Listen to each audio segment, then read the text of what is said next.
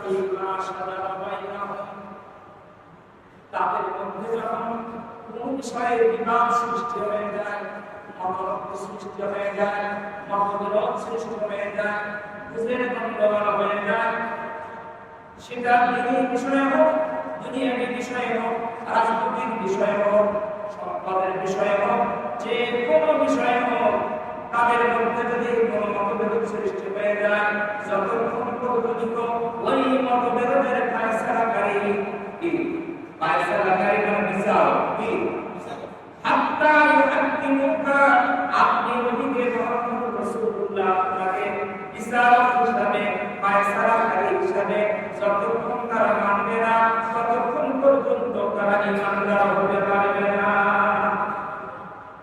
আবার সহজ লাগছে।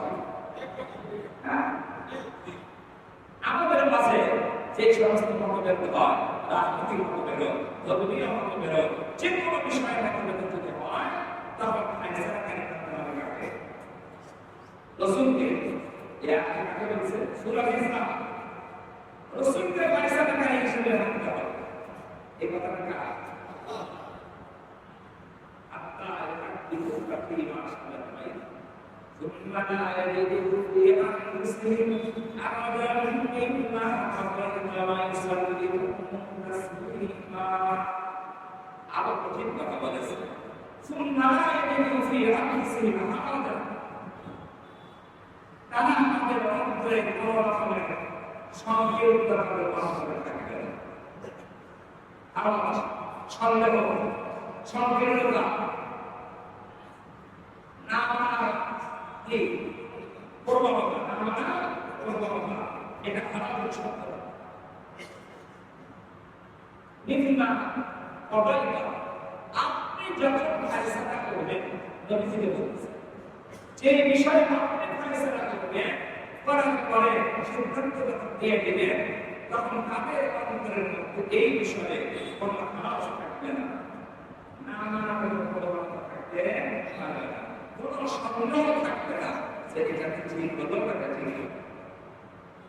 নবীর ফায়সালা কার ফায়সালা? কদাইকা শব্দের শব্দ, যখন আপনি কিতাবের ফায়সালা দিবেন, আপনার ফায়সালার ব্যাপারে, সিদ্ধান্তের ব্যাপারে তাদের অন্তরে কোন রকমের সংকীর্ণতা থাকবে না, না মানার প্রবণতা থাকবে না, সন্দেহ থাকবে না, সংশয় থাকবে না।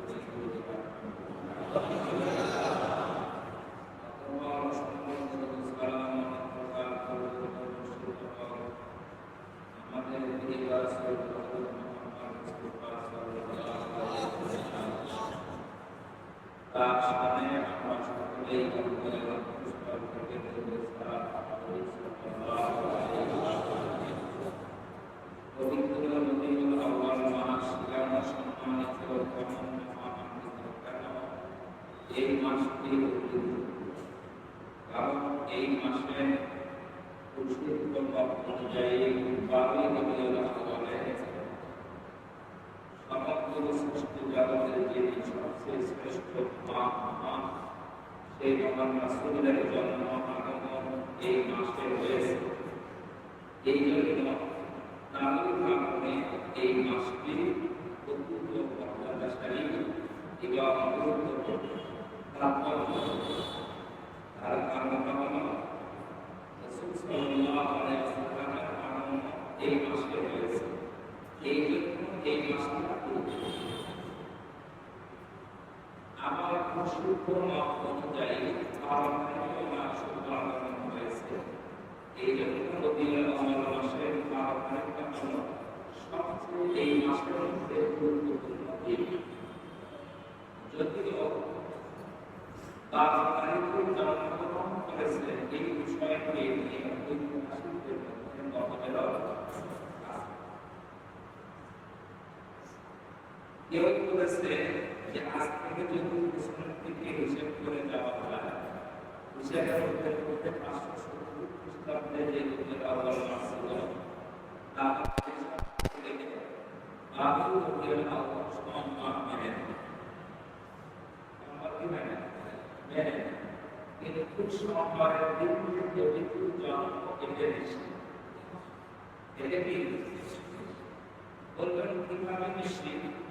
রাসূলুল্লাহ সাল্লাল্লাহু আলাইহি ওয়াসাল্লাম সোমবারে রোজা রাখতেন। এটা আপনারা জানেন। রাসূল সাল্লাল্লাহু আলাইহি ওয়াসাল্লাম জিজ্ঞাসা করা হয়েছিল, ইয়া রাসূলুল্লাহ, আপনি কি সোমবারে কেন রোজা রাখেন? রাসূল সাল্লাল্লাহু আলাইহি ওয়াসাল্লাম দুটি কারণ বলেছিলেন। একটি কারণ বলেছিলেন যে আমার জন্ম হয়েছে সোমবার, জন্ম হয়েছে। আরেকটি কারণ বলেছিলেন যে আমাকে প্রদান করা হয়েছে, আমার অধিকার হয়েছে সোমবার। এই দুই কারণে আমি শুকরিয়া স্বরূপ এই দিনে দিলেন রোজা। তাহলে যদি এই কথা দ্বারা প্রমাণিত হলো পৃথিবীর জন্ম কিভাবে, তাহলে এখানকার মতভেদ আছে না। কিন্তু যখন হাদিসের দ্বারা একটু বোঝা যায় না, নবীজি বলেছেন আমার জন্ম বাকি রবিউল আউয়ালে পালন করে। কথা বুঝতে পারছেন? আমরা যে পালন করি সেই আবহাওয়া এই তারিখ হাদিস থেকে প্রমাণিত পাই। আল্লাহ রাসূল হাদিসে কথা বলেন নাই যে আমার জন্ম তারিখ হলো কি বাকি রবিউল আউয়াল, এই কথা হাদিস থেকে পাওয়া যায় না। যেহেতু তারিখ পাওয়া যায় না, পাওয়া যায় দিন, কোন দিনে জন্ম হয়েছে এই দিন পাওয়া যায়, তাহলে দিনটা কি দিন আর তারিখটা এই জন্য তারিখের মধ্যে কি হয়েছে বলবেন এত মহান জন্মগ্রহণ করলেন, এত মহান সেই মহানবীর জন্মদিন নিয়ম করে হতে পারে? এত বড় মহানব সেটা জন্মগ্রহণ করলে এটা তো দুর্লভ থাকার কথা, এটা জন্মদিন পালনের কথা রাষ্ট্রীয়ভাবে, তাহলে এটা মতভেদ হওয়ার কারণ। এটা মতভেদ হওয়ার অনেক উল্লেখযোগ্য সংখ্যক কারণ আছে। নবীজির জন্ম আজ থেকে প্রায় 1500 বছর আগে। কত? প্রায় 1500 বছর আগে জন্ম। আমরা যদি ধরি আজ থেকে 100 বছর আগে আমাদের দেশে মানুষের জন্ম তারিখ কি একইভাবে লিখে রাখা হয়, ওইভাবে লিখে রাখা হয়েছে 100 বছর আগে জন্ম। হ্যাঁ, যদি মাকে জিজ্ঞাসা করা হয় মা আপনি মাসে তাহলে মহান মাসে 15 বছর ঠিক এরকম বলা প্রচলিত আছে। তার মানে 100 বছর আগেও এইরকম নিয়মনীতি আমাদের সমাজে ছিল না। জন্ম তারিখ মৃত্যু তারিখ লেখা রাখা হবে এবং পালন করা হবে, এইরকম নিয়মনীতি ছিল না। স্বাভাবিকভাবে এগুলা মানুষের নিশ্চিত নিশ্চয়তা ছিল। দুই নম্বরে হযরত সাহাবায়ে কেরাম রাসূলুল্লাহ সাল্লাল্লাহু আলাইহি ওয়াসাল্লামের প্রতি জন্ম তারিখ পালন করতেন। আমরা যেভাবে জন্ম তারিখ পালন করি, সাহাবায়ে কেরাম যদি এইভাবে জন্ম তারিখ পালন করতেন, তাহলে কি জন্ম তারিখ নিয়ে কবরের হওয়ার সুযোগ ছিল? সব সাহাবারা সবাই জন্ম তারিখ পালন করে, কবরের হওয়ার সুযোগ ছিল না। তাহলে বোঝা যায় হযরত সাহাবায়ে কেরাম প্রতি জন্ম তারিখ পালন করেন নি। সাহাবীদের পরবর্তী যুগ তাবেঈদের যুগ এইভাবে আমরা যেভাবে পালন করি এইভাবে পালন করা হয়নি। তাবেঈদের যুগ এইভাবে জন্মদিন পালন করা হয়নি। এই ইসলাম সোনালী যুগে রাসূল সাল্লাল্লাহু আলাইহি ওয়াসাল্লাম যুগে স্বর্ণের যুগ ধরে আখ্যায়িত করেছে, সত্যের যুগ করেছে। সাহাবীদের যুগ, তাবেঈদের যুগ, তাবেঈনের যুগ, এই তিনটি যুগ হিসাব করলে যুগ থেকে নিয়ে প্রায় 200 বছর, কত বছর? 200 বছর। তাহলে 200 বছর পর্যন্ত নবীজির জন্ম তারিখ পালন করার অনুমতি ছিল না। আপনারা বুঝতে পারছেন না? এই জন্য এই ঐতিহাসিকভাবে ইতিহাসবিদরা ব্যক্তিকে করেছে। কেউ বলেছে আপনি অথেন্টিকভাবে কেউ বলেছেন তবে পরিশুদ্ধ হয়ে গিয়েছে আমাদের সমাজে বাবুল। আরেকটি বিষয় হলো নবী সাল্লাল্লাহু আলাইহি ওয়াসাল্লামের যে মক্কা ইন্তেকাল মৃত্যু দিবস, এই দিন নিয়ে কোনো ইখতিলাফ আমাদের মধ্যে নাই, ঐতিহাসিকদের মধ্যে নাই। ইন্তেকাল হয়েছে বাবুল যুগে। ওই দিনটা ছিল কি? সোমবার। আগে ছিল বাবুল যুগের দিন ছিল কি? সোমবার। এর মধ্যে কোনদিন একদিন বলবেন আগেকার দিবস হলো পরের দিবস হলো। আচ্ছা বলেন আগেকার দিবস হওয়া স্বাভাবিক, নিজের পরবর্তীতে এই মহান নবী হবে জন্মের সময় কি সবাই জানতো? জন্মের সময় কি কি হবে নাকি জানতো? ওই গুরুত্ব ছিল তার বাবাকে জন্মের সময় ছিল না, আগে বরফ করেছে। এই জন্য জন্মের সময় ওই গুরুত্ব বহন করে না, মৃত্যুর সময় যে গুরুত্ব বহন করেছে। কারণ মৃত্যুর সময় নিমিত্ত সমগ্র জাহানের সর্বশ্রেষ্ঠ রাসূল হিসেবে ইন্তেকাল করেছে, আখেরি নবী হিসেবে ইন্তেকাল করেছে। এটা সকলেরই কি জানে? মুসলমানদেরও জানে না, অমুসলমানদেরও কি জানে? তাহলে তোমার এমন মহান ব্যক্তি ইন্তেকাল করবে, আপনার মৃত্যু তারিখ নির্দিষ্ট থাকবে, আমাদের হবে, এটা কোনো মতেও আসবে না। কথা ঠিক না?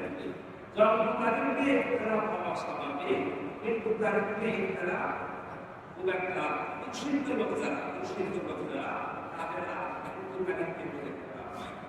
আমাদের দেশের যারা প্রসিদ্ধ লোক ছিল, বিভিন্নভাবে প্রসিদ্ধ, রাজনৈতিকভাবে প্রসিদ্ধ, ধর্মীয়ভাবে প্রসিদ্ধ, এই জন্ম তারিখ নিয়ে দেখে মতামত আছে, কিন্তু মৃত্যু তারিখের দিনে মতামত অনেকটা 15ই আগস্টে এই দেশের গুরুত্বপূর্ণ একজন ব্যক্তি মারা গিয়েছেন।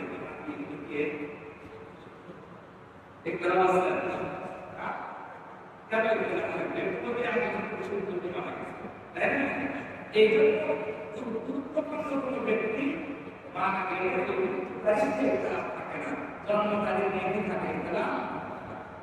আমাদের দেশের কিছু কিছুদিন আগে যখন ছিল, এখন অনেকের মাঝে আছে জন্ম তারিখ যে দিনে জন্ম হয় ওই দিনটা দেখে না, দেখে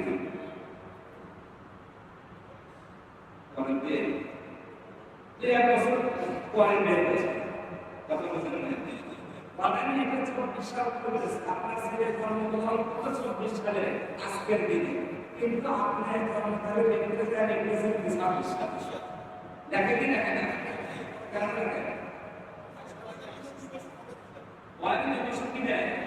কমায় দেয়। কেন দেয়? ওই জানি কারণ সামনে যেন কি সুসময় কি পায়, এই জন্য ওয়াইন কি দেয়? কমায় কি দেয়? এটা আসমানীয় শুরু করি, এই নিয়মটাকে ভালো না খারাপ? এই নিয়মটা খারাপ। কিভাবে খারাপ? যে ওই শিশু, নিষ্পাপ শিশু, আপনি জন্ম তারিখে মিথ্যা দিয়ে শুরু করেন। নিষ্পাপ শিশুর জন্ম তারিখ শুরু করলেন কি দিয়ে? মিথ্যা দিয়ে। আচ্ছা বলেন, মিথ্যার মধ্যে কি বরকত আছে? থাকতে পারে না। তাহলে সেই আশা আকাঙ্ক্ষা নিয়ে এই শিশুর যে 2 বছর কমায় নিয়ে চাকরি করবে, এটাতে কামায় রোজগার কিন্তু মিথ্যা দিয়ে জন্ম তারিখ শুরু করলেন, তাহলে এই সন্তানের জন্য যদি বরকত হবে, তা বরকত শূন্য। আমরা তো সূচনাই করতেছি একটা সন্তানের মিথ্যা দিয়ে, মিথ্যার সাথে সম্পৃক্ত করে তার জন্ম তারিখ হচ্ছে। আমি অনুরোধ করবো আপনাদেরকে, সন্তানদের জন্ম তারিখ এটা কিন্তু কমায় দেবেন না, নিশ্চিত করে ঠিক যে দিন জন্মগ্রহণ করবে ওই তারিখে তার জন্ম তারিখ করবে। সত্য প্রতিষ্ঠিত হওয়ার চেষ্টা করেন। এর মধ্যে ওই সন্তান জীবনে বর্তমান আপনি মিথ্যা দিয়ে শুরু করেন, গল্প থাকবে।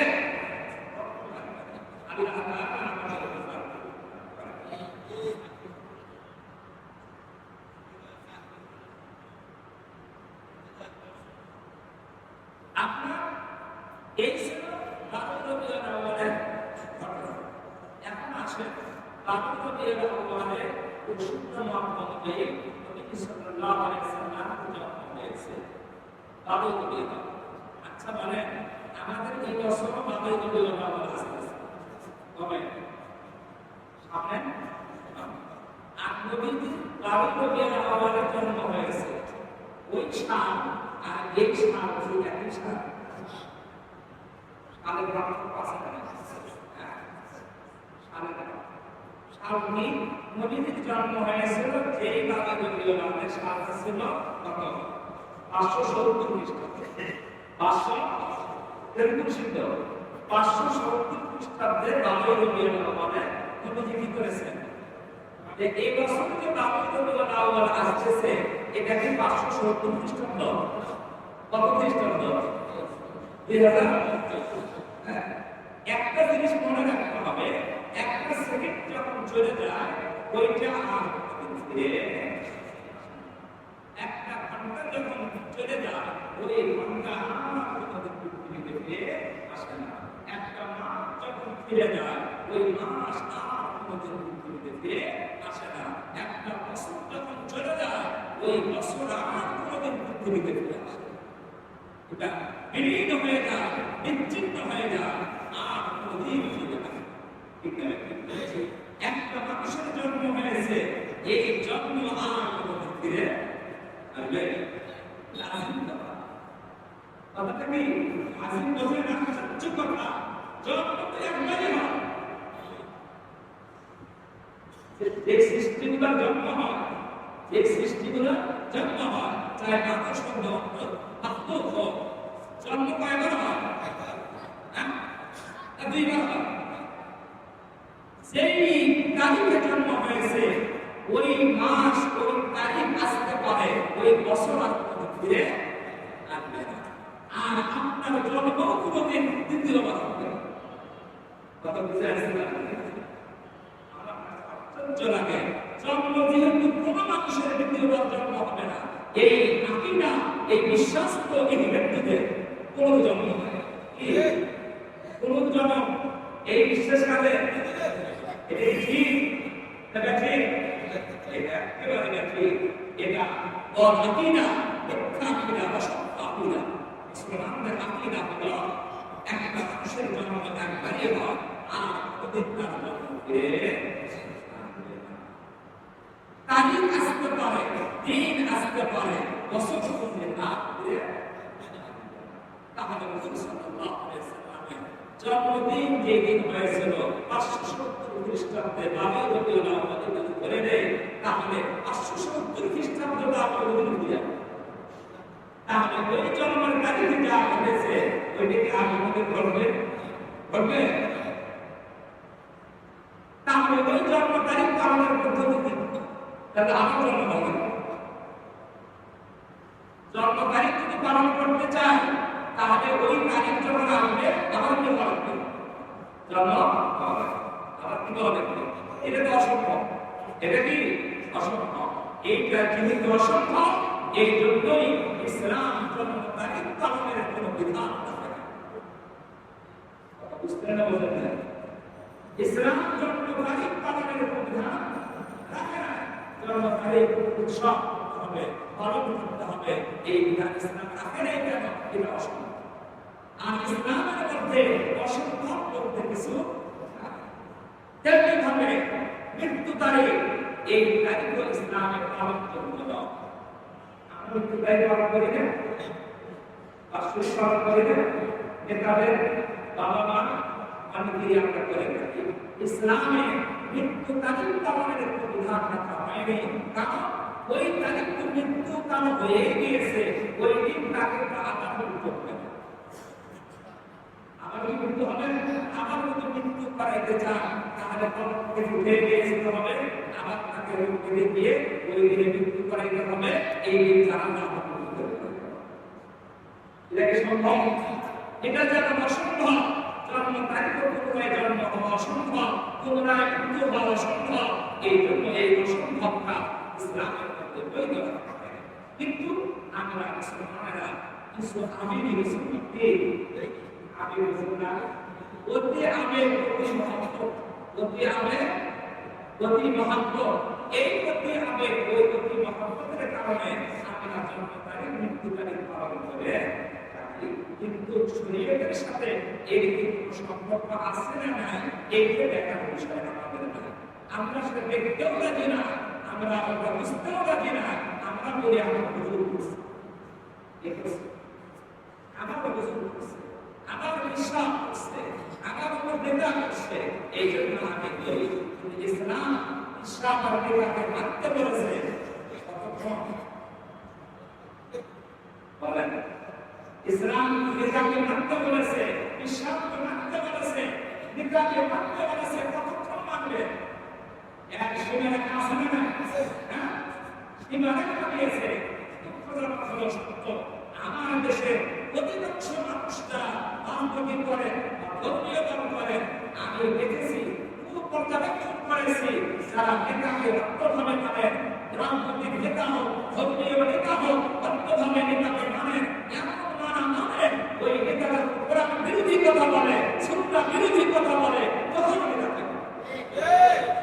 নেতাকে নেতাকে মানার অসুবিধা নাই কিন্তু নেতাকে মানতে হবে যতক্ষণ আপনার নেতা কোরআন বিরোধী কথা বলবে না হাদিস বিরোধী কথা বলবে না আপনার বিশ্বাস হাদিস বিরোধী কথা বলবে না কোরআন বিরোধী কথা বলবে না তখন আপনার নেতাকে ততক্ষণ আপনার নেতাকে মানা যাবে আর যখন আপনার নেতা কোরআন সুন্নাহ বিরোধী কথা বলবে তখন আপনার নেতাকে মানা যাবে মানে আপনার নামে অসম্ভব এখানে বলবেন পারবো না অসম্ভব কেমন অসম্ভব আমরা কোরআনের কথা বলি এই কথা যখন বাইরে চলে যান তখন সমালোচনা করেন এখানে শুনে বাহিরে গিয়ে সমালোচনা শুরু করে বুঝুন এখন রাজনীতি করে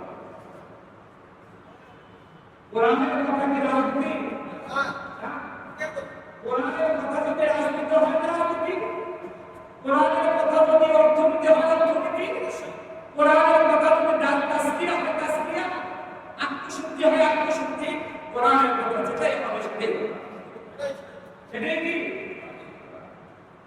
আমাদের ইমান এই অবস্থায় আসে না নামাজ পড়া সত্য হজ করেছি উমরা করেছি সুন্নাহ জারি করেছি কিন্তু এখন এই অবস্থা আসে না যে নবীর কথা আল্লাহর কথা নির্দ্বিধায় মেনে নিতে পারেন নির্দ্বিধায় মেনে নেওয়ার জন্য আমি বলছি একটা কথা নির্দ্বিধায় বিনা যুক্তিতে মনের মধ্যে কোনো সংকোচ ছাড়াই আপনার কথা আল্লাহর হাবিবের কথা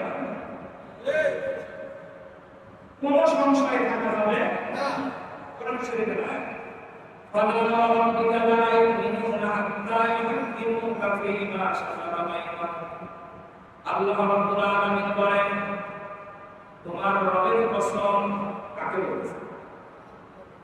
আল্লাহ নবীকে বলছে। আল্লাহ নবীকে বলতেছে, নবী তোমার রবের কসম, তোমার রবের কসম করে আমি আল্লাহ বলতেছি। তাহলে আল্লাহ নিজের কসম করে দিতেছে, তোমার রবের কসম। ফালা রাব্বিকা লা ইউমিনুনা হাত্তা ইউহাক্কিমুকা ফীমা শাজারা বাইনাহুম। তাদের মধ্যে যখন কোন বিষয়ে বিবাদ সৃষ্টি হয়ে যায়, মতলব সৃষ্টি হয়ে যায়, মতবিরোধ সৃষ্টি হয়ে যায়, বুঝের গন্ডগোল হয়ে যায়, সেটা দিনের বিষয়ে হোক, দুনিয়ার বিষয়ে হোক, রাজনৈতিক বিষয়ে হোক, সম্পদের বিষয়ে হোক, যে কোনো বিষয়ে হোক, তাদের মধ্যে যদি কোনো মতবিরোধ সৃষ্টি হয়ে যায়, যতক্ষণ পর্যন্ত ওই মতবিরোধের ফায়সালাকারী ফায়সালাকারী মানে বিচার কি হাত্তা ইউহাক্কিমুকা, আপনি নবীকে মুহাম্মদ রাসূলুল্লাহ আপনাকে বিচারক হিসাবে, ফায়সালাকারী হিসাবে যতক্ষণ তারা মানবে না, ততক্ষণ পর্যন্ত তারা ঈমানদার হতে পারবে না।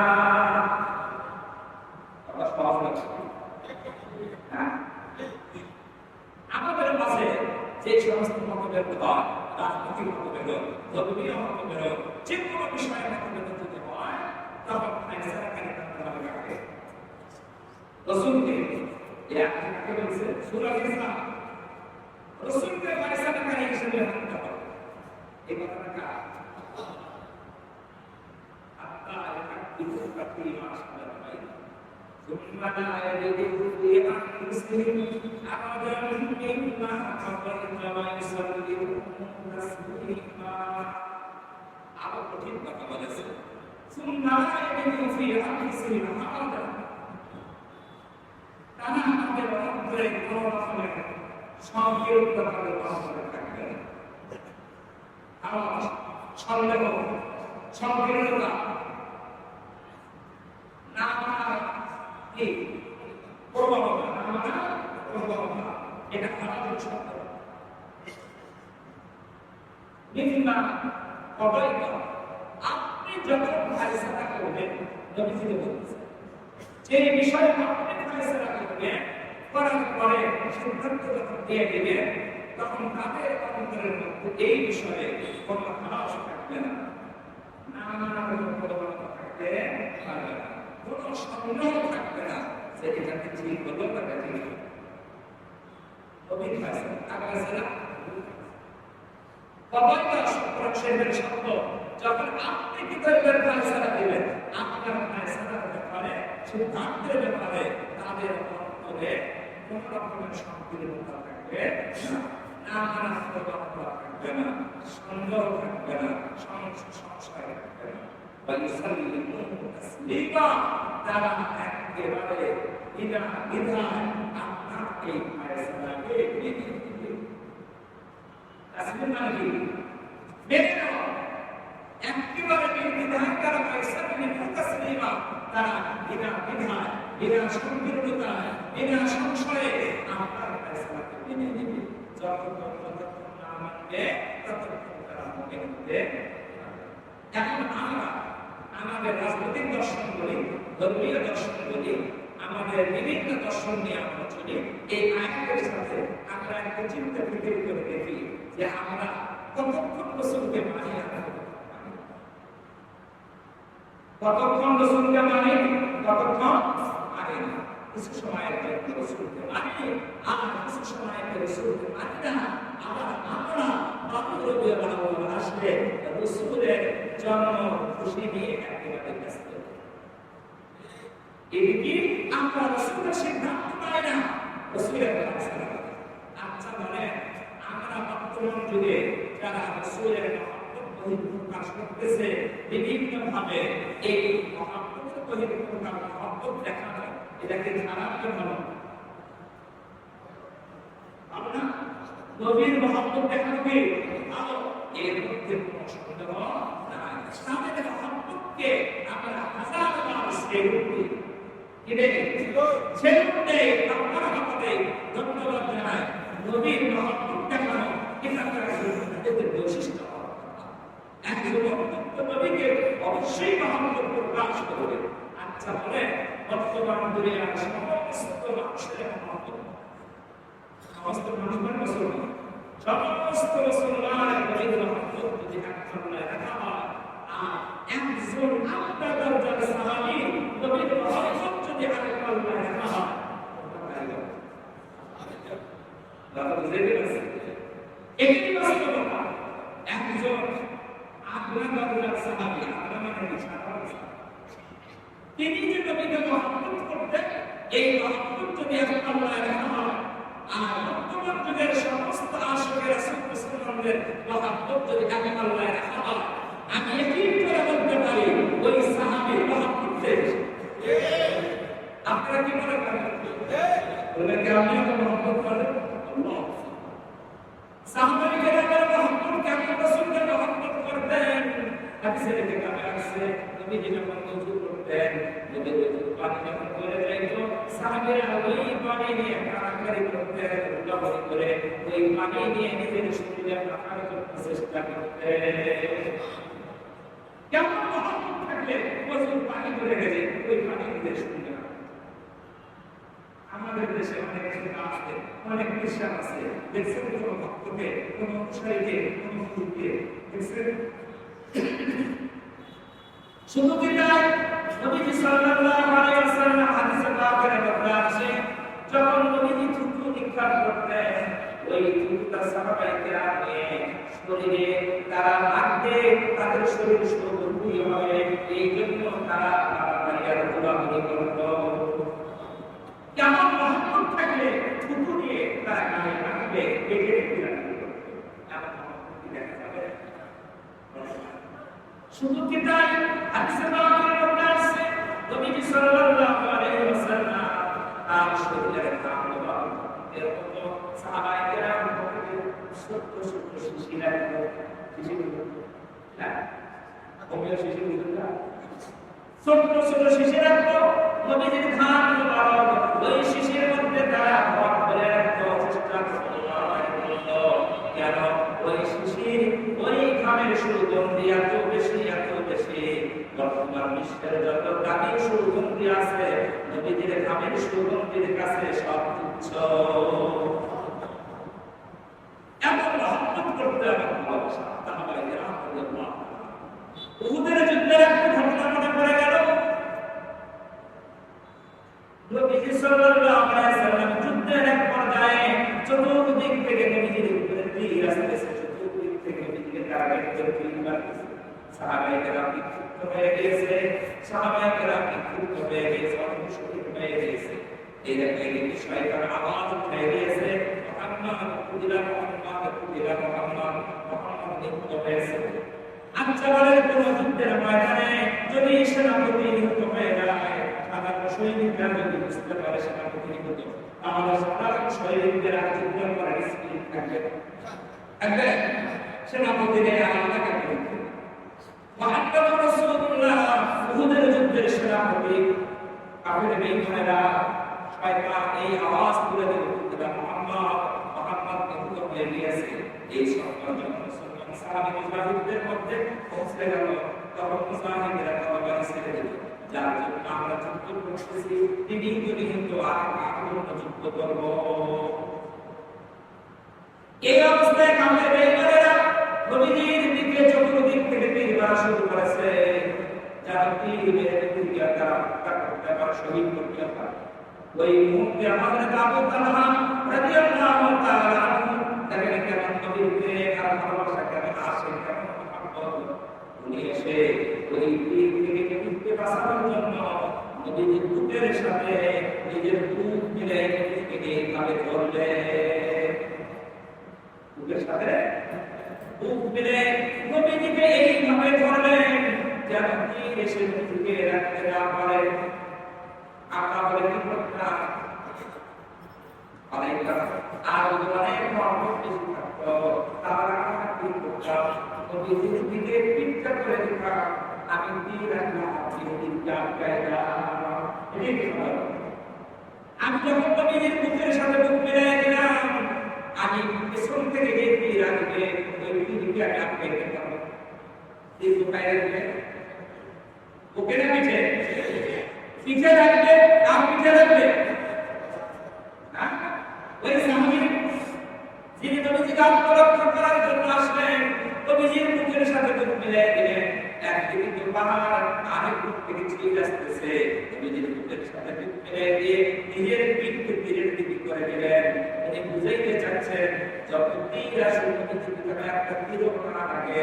আমার বুকে যত পায়ে তারা তীর লাগান, একটা তীরও নবীজির গায়ে আমি লাগতে দেব না। প্রশ্ন আসে, নবীর বুকের সাথে কেন বুক মিলাইল? নবীর দিকে পিঠ করে তো কাফেরদের দিকে মুখ করে তীর ঠেকাইতে পারত, এটা করল না কেন? ঐতিহাসিকরা বর্ণনা করেন হযরত আবু তালহা রাদিয়াল্লাহু তাআলা নবীর এত মহব্বত, নবীর এত মহব্বতের ভালোবাসা, নবীর দিকে পিঠটা করবে এটা আমি মনে করেছে কি নবীর দিকে পিঠ করবে এটা আমি বেয়াদবি মনে করেছে। নবীর দিকে পিঠ করা যাবে না, বেয়াদবি হয়ে যাবে। এই জন্য নবীর সিনার সাথে সিনা মিলে পিঠটা তীরের দিকে করে দিলে। আচ্ছা বলেন, এই ভালোবাসা, এই মহব্বত সারা দুনিয়ার কোনো মানুষের মাঝে খুঁজে কি পাওয়া যাবে? এইটা ছিল সাহাবায়ে কেরাম। সাহাবায়ে কেরাম মহব্বত নবীজির সাথে। আমরা তো আজকে সাহাবায়ে কেরামকে চিনি না। সাহাবীকে আমরা চিনি না। সাহাবীকে, সাহাবীর মর্যাদা কত, তারা কত আশিক ছিলেন রাসূলের আগে, আমরা না বুঝে অনেকেই সাহাবীদের ভুল করি কিনা? হাদিসে পাকের মধ্যে আছে, নবীজি বলেন, ও আমার উম্মতেরা, আমার সাহাবী যারা, তারা যদি এক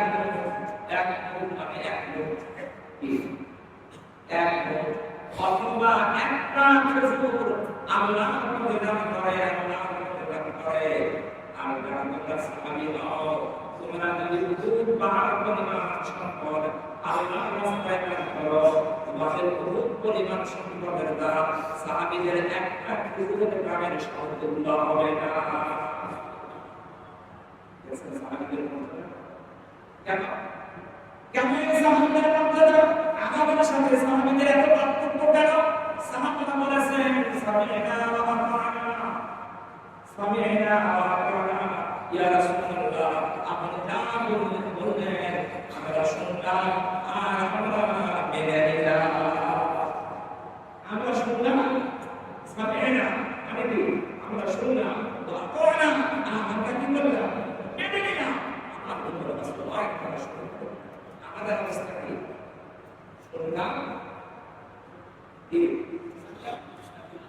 শুনলাম, ছেড়ে দিলাম।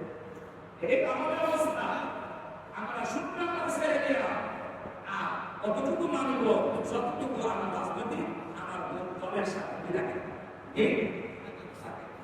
কতটুকু মানব, যতটুকু আমার দলের সাথে দলকে ঠিক রেখে মেনে আনা যাবে। আমার যে কোনো দল, ধর্মীয় বলেন, রাজনৈতিক বলেন, আমার দলকে ঠিক রেখে যতটুকু মানা যায় ততটুকু মানব। এটা হলো আমাদের পরিস্থিতি। আর সাহাবীদের পরিস্থিতি এটা না। সাহাবীদের পরিস্থিতি যা শুনলাম আর মেনে নিলাম, এই মেনে নেওয়াটা আমার বাবার বিপক্ষে গেলেও আমি মেনে নিই। বাবার বিপক্ষে গেলেও কি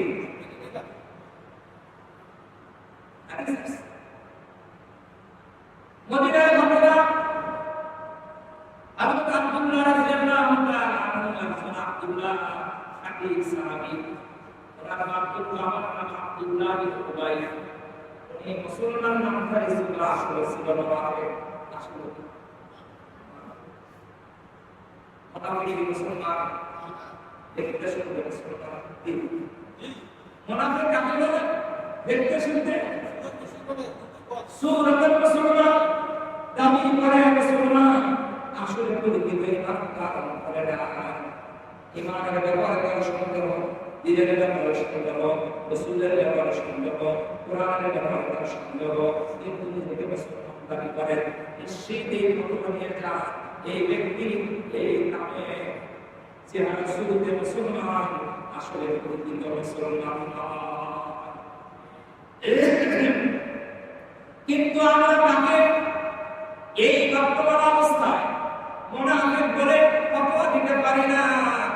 এই জন্য কারণ আমাদের কাছে তো কোনো ওহী আসে না, আসে ওহী আসে না। এই জন্য মুনাফিকের কার্যক্রম দেখলেও বলা যায় না, যেহেতু আমাদের কাছে ওহী আসে না, আল্লাহ রাসূলের কাছে ওহী আসতো।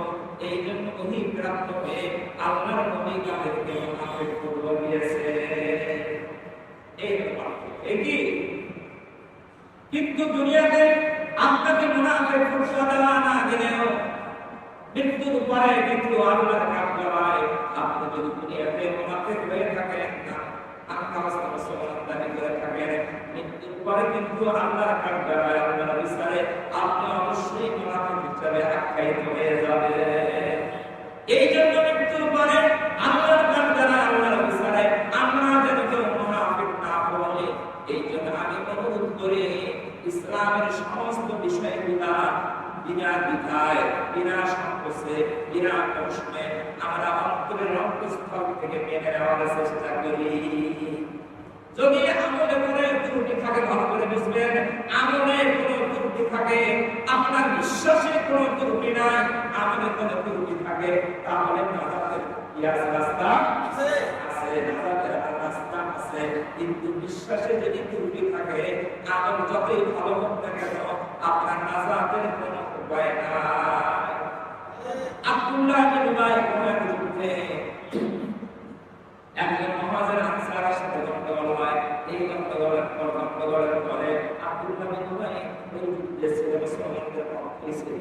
সে আনসার সাহাবী ছিল, মদিনার লোক ছিল।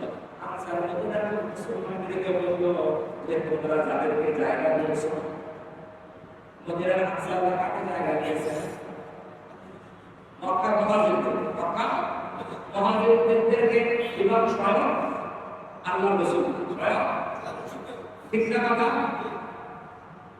সে একটা ভাষণ দিল, আব্দুল্লাহ বিন উবাই, ও মদিনার আনসারেরা, তোমরা সাহায্যকারী মক্কা থেকে যারা আসছে মুসলমানেরা, তাদেরকে তোমরা আশ্রয় দিয়েছো, তোমরা বাড়ি ছেড়ে দিয়েছো, বাগান ছেড়ে দিয়েছো, একাধিক স্ত্রী থেকে স্ত্রী তালাক দিয়ে তার সাথে বিয়ে দিয়ে দিয়েছো, এমন সহযোগিতা তোমরা করেছো।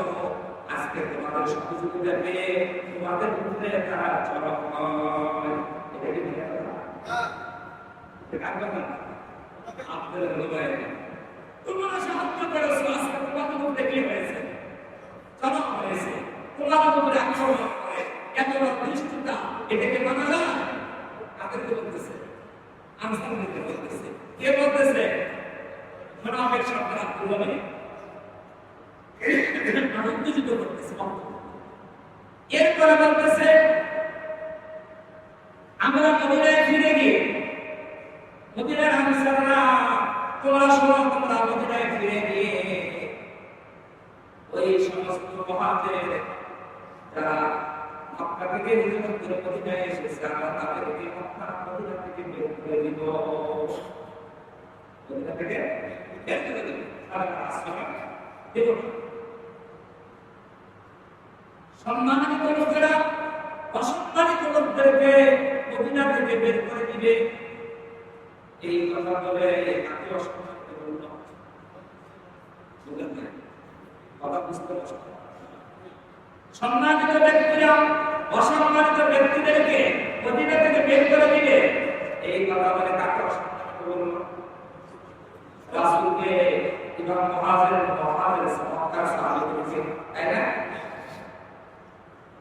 এই কথাটা ওই আব্দুল্লাহ বিন উবাই মুনাফিকের ছেলে, তার নাম আব্দুল্লাহ, সে শুনেছে। সে এই কথা শুনে আর সহ্য করতে পারে না যে আল্লাহ নবীকে অসম্মানিত বলেছে। একজন মুসলমানের অন্তরে যদি যারা পরিমাণ ইমান থাকে, সেই ব্যক্তির সামনে কেউ যদি আমার হাবিবকে অসম্মানিত করে, তাহলে এই ব্যক্তি কোনদিন মেনে নিতে পারে না।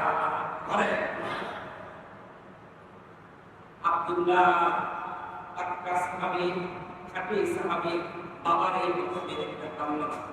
একজন রওনা দিল, মদিনার দিকে, মদিনার কাছাকাছি চলে গিয়েছে। মদিনা শহরে পৌঁছবে। এখন মদিনা শহরের রাস্তার মুখে বাবার সামনে দাঁড়ায় হয়েছে কে? আব্দুল্লাহ ছেলে আব্দুল্লাহ আব্দুল্লাহ ইবনে উবাই নামের সন্তান। তার ছেলে খাঁটি মুসলমান বাবার সামনে দাঁড়ায় হয়েছে। তারা রংপুর শহরে ঢুকবে, এই মডেল থেকে রংপুর শহরে ঢুকবে, সামনে দাঁড়াইছে, দাঁড়িয়ে বলতেছে, ও আমার বাবা, তুমি শোনো, তুমি নবীজিকে তুমি অসম্মানিত বলেছো, আমি তোমাকে মদিনায় ঢুকতে দেব না। তুমি নবীকে অসম্মানিত বলেছো, আমি তোমাকে মদিনায় ঢুকতে দেব না। নবীর সাথে তুমি বেয়াদবি করেছো, আমি তোমাকে মদিনায় ঢুকতে দেব। সামনে তরবারি নিয়ে দাঁড়ায় গেছে, আর সামনে বাবার সামনে দাঁড়ায় গেছে। কার পক্ষ নিছে? কার পক্ষ? বাবার মহব্বত বেশি, এটাই কথা না শিখে রাসূল। এটা কি বলা হয় না শিখে রাসূল? কোন কথা যদি নবীর বিপক্ষে যায় তাহলে তাকে সে বরদাস্ত করবে না। সে নিজের বাবা হলেও তাকে বরদাস্ত, নিজের বাবা হলেও তাকে মানা যাবে না। জানে নবীর বিপক্ষে কথা বলবে, আমার পীর বলে তাকে মানা যাবে। নবীর বিপক্ষে কথা বলবে, আমার দলের নেতা বলতে হয় তাকে। কথা বুঝছেন না? বর্তমান বাংলাদেশের মুসলমানেরা আমরা এই জায়গায়, আমরা এই জায়গায় পরিষ্কার হতে পারি না। আমরা যারা দল করি অর্থ হয়ে দল করি, আমরা যারা পীর বিরোধী করি অর্থ হয়ে পীর বিরোধী করি। আমি অনুরোধ করবো শরীয়তের কাছে অর্থভাবে কাউ করবো আপনারা দল করলেও কোরআন সুন্নাহ আমাদের চলতে হবে। আপনার দল থেকে তার পক্ষ থেকে যদি কোনো কোরআন হাদিসের বিরুদ্ধে কোনো সিদ্ধান্ত হয়, আপনি যদি ইমানদার হয়ে থাকেন তাহলে আপনি নেতার সিদ্ধান্ত মানতে আপনি প্রস্তুত হন। আপনি বলে দিলেন আমি তোমার সিদ্ধান্ত মানি না, কারণ তোমার সিদ্ধান্ত আল্লাহ কোরআনের বিরোধী, রাসূলের হাদিসের পারবেন বলতে পারবেন, তখনই আপনি যেই দলই করেন না কেন তখনই আপনি খাঁটি মুসলমান। যেই দলই করেন, যেই পীরের বিরোধী করেন, আমরা অর্থ পীরের বিরোধী করে অর্থ, আন্তরিক দল করলে অর্থ, কোরআন সুন্নাহ বিরোধী করে সিদ্ধান্ত নিলে